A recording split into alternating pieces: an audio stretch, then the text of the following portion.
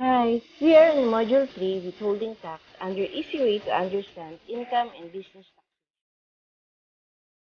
Under withholding tax, before train law was implemented, all employees, whether single, head of the family, or married, are entitled to pay withholding tax once you reach a 15,000 salary per month.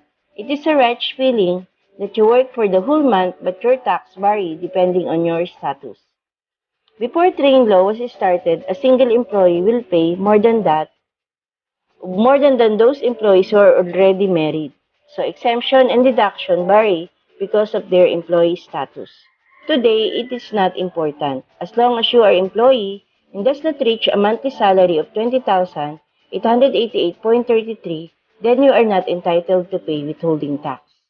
Imagine you will take home a much more salary than before. But I would like you to understand that even tax is already based on what you receive on your monthly salary. Governments such as your SSS, GSIS, PhilHealth, and Pag-ibig contribution are still deductible. What is withholding tax? Withholding tax means tax applicable for the employees of the company. Employer deduct tax or without their employees' salary in order to share for our government needs. Withholding tax, if applicable to you, are deducted to you on a semi-monthly or monthly basis. These monthly deductions are called monthly tax withheld. When tax are computed annually to get the per annual basis, we are computing progressive income tax. If your tax paid is more than the annual tax you paid to the company, then you are entitled to a tax refund. But if your tax is less than what a company deduct to you, then you need to pay back the BIR. This tax for pay is called tax still due and outstanding. Companies are opt to deduct withholding tax monthly, but also need to compute the other governmental contribution before you get the net salary of the employee. Remember that these governmental contributions are also allowable deduction that can decrease the tax and can increase employees' take-home pay. What are the governmental contribution? So, the famous governmental contribution are PhilHealth contribution, the SSS or Social Security System contribution, and the Pag-ibig contribution or the HDMF contribution. Tables for other governmental contribution will be provided for you so that you will easily understand the procedures. EE or employee and ER or employer in business term are employees and employer. The designated table have EE and ER. As tax consultant or accountant, you need to look at the EE portion since it is the contribution that you are going to deduct on your salary. Clearly understand? Under PhilHealth contribution, here's the new revised PhilHealth contribution table 2020.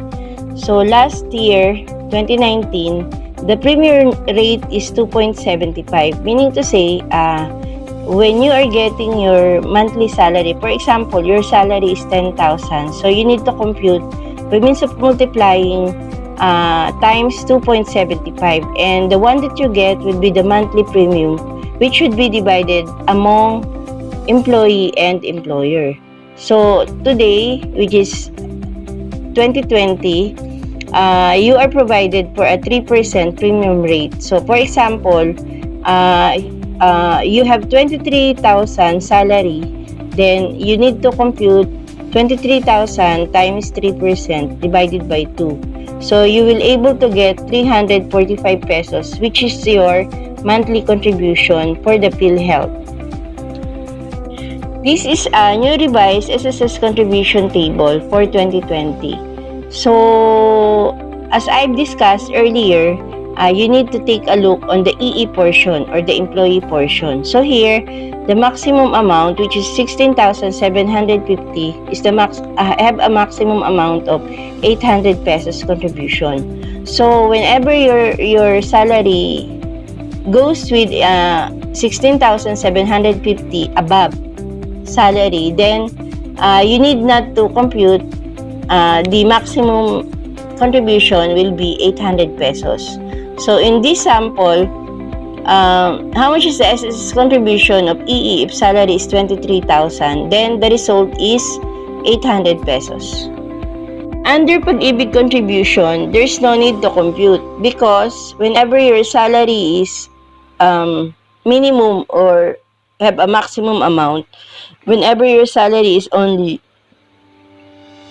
10,000 pesos or 50,000 pesos, still the amount of contribution will be 100 each per employee. So here, under example, which is 23,000 salary, so his contribution for Pag-ibig is 100 pesos monthly. So another question, how much will be the total monthly contribution if the salary is 23,000? So the result or the solution will be PhilHealth 345, SSS 800, and Pag-ibig 100. So to total it all, they have a total contribution monthly of 1,245. Here's the table of the revised withholding train law tax table. So here, if your salary is 250,000 or below, then you need not to compute any tax because it is zero. So it is under the train law rule. So if your income is more than 250,000 to 400,000, the 250,000 is 0%, and then the remaining one will be 20%. So in our sample, and then next is the 400,000 to 800,000. So if your salary is 400,000 to 800,000, the will have a tax of 30,000 multiplied by 25% for the excess one. Okay, and then the next table, number 4, is the 800,000 to 2 million. So if your income is 800,000, then you have the tax of 130,000. The excess will be 30%. And then from 2 million to 8 million, you have a 490,000 for the 2 million, and then the excess amount will be multiplied by 32%. And then if your salary is 8 million above, so the 8 million will have a tax of 2,410,000 for the government, and the remaining will be multiplied by 35%. So we are here on the sample number 1. So sample number 1 is the 23,000 salary. So the gross will be 276,000. How did I compute? So 23,000 multiplied by 12. So it's 276,000. Add other income. Other income means if they receive any bonuses or 13 months should be added here. So this one is 0, and then gross compensation income, add other income, will be total compensation income less the government contribution. So where we will get the government contribution, it is the total of the PhilHealth, SSS, and contribution that we computed earlier. So the total is 1,245 multiplied by 12 months. So it will become 14,940 per annum. So this one will be deducted to the total compensation income. So 276,000 minus 4,940 is equals to net taxable income. So the computation will be based on 261,060. So based on our table, we need to get the 250,000 as an exemption. So the computation will vary only on the 11,060. So 11,060 times 20% is equals to 2,212, which is the annual tax or the progressive income tax. And then you divide it by 2, so your monthly tax will be 184.33 pesos. So we are on our sample number 2. So the gross, this one is already an annual salary. So we have the gross compensation income of 3,100,000. So add other income, 0. Total is equals to total compensation income of 3,100,000. So we need to deduct the government contribution, which is 32,400. How did I get it? So I compute the PhilHealth contribution, which is 1,800. This is the maximum amount from 2020. And then the SSS contribution, which is the maximum of 800. And then the Pag-ibig contribution of 100. So to add it all, 1,800 plus 800 plus 100 is equals to 2,700 multiplied by 12. So annually, the government contribution of sample number 2 is 32,400. So this one will be deducted to the total compensation income. So total compensation income of 3,100,000 minus 32,400 will have a net taxable income of 3,067,600 pesos. So how we will compute? So it is based on 2 to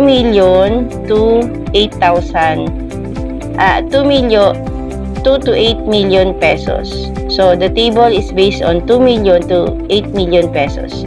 So we deduct the 2 million here, which already 490,000. And then the remaining amount, which is 1,067,600, will be computed by 32%. So we add the amount 490 plus the result will be 831,632 pesos. So this one is the annual tax or the progressive income tax. And then we need to divide it by 12 in order to get the monthly contribution. So the monthly contribution is 69,302.67 pesos. Okay, let's start with sample number 3. So our sample number 3 is 20,000 a month. So there's no need to compute since annual compensation does not exceed 250,000, which is not subject to tax. So, but he needs to pay the government contribution, where PhilHealth is 300 pesos. Okay, so because 20,000 multiplied by 3% divided by 2 in order to get the 300 pesos monthly contribution. And then based on the SSS contribution, it's already maximum. So we have the 800 pesos contribution. And then the Pag-ibig contribution, which is the same to each other, which is 100. So to add it all, 300 plus 800 plus 100, the contribution of full number 3 is still 1,200 a month multiplied by 12. So he needs to pay 14,400 per annum.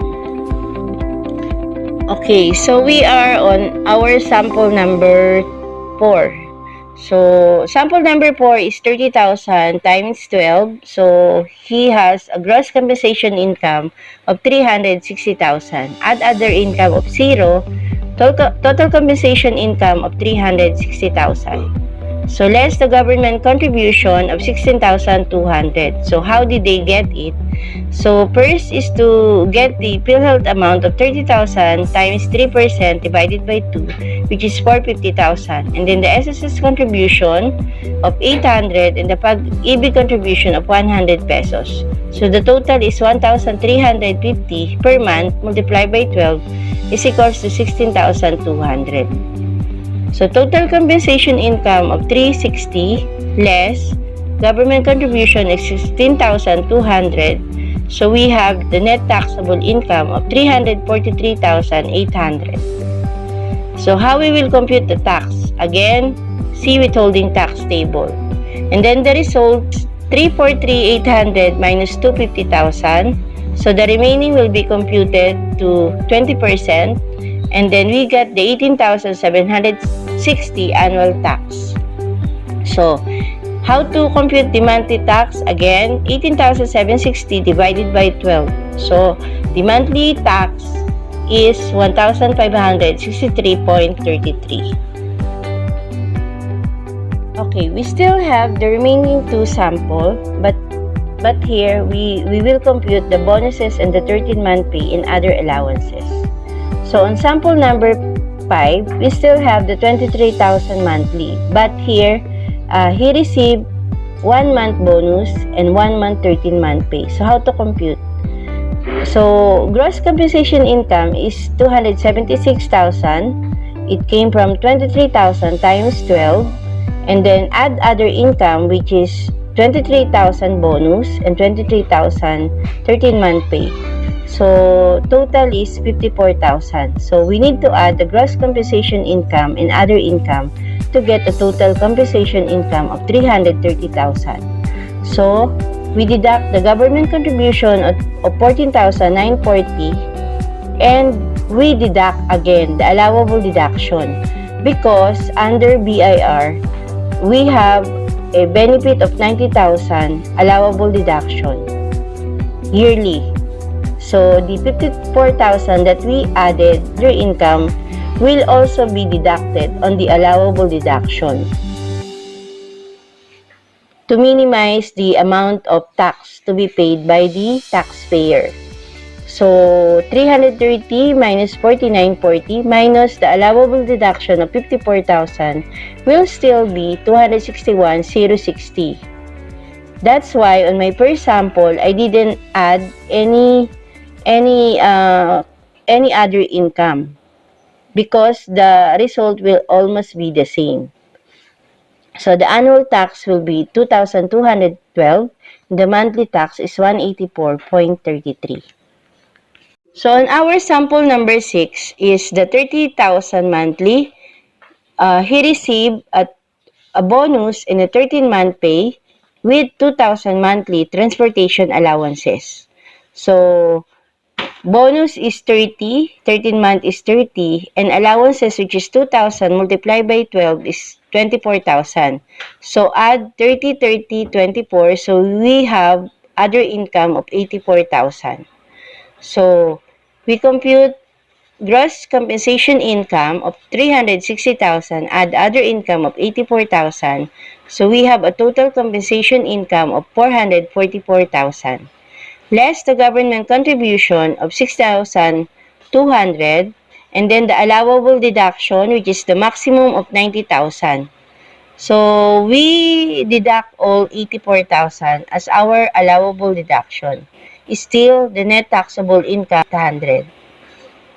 So the annual tax is 18,760, which should be divided into 12.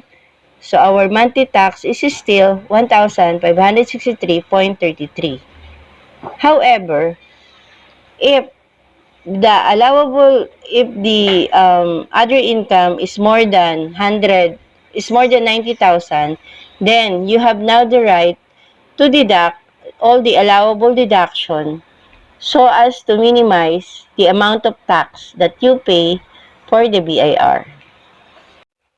It's the end of our Module 3 withholding tax. I hope you understand our lesson. Good luck!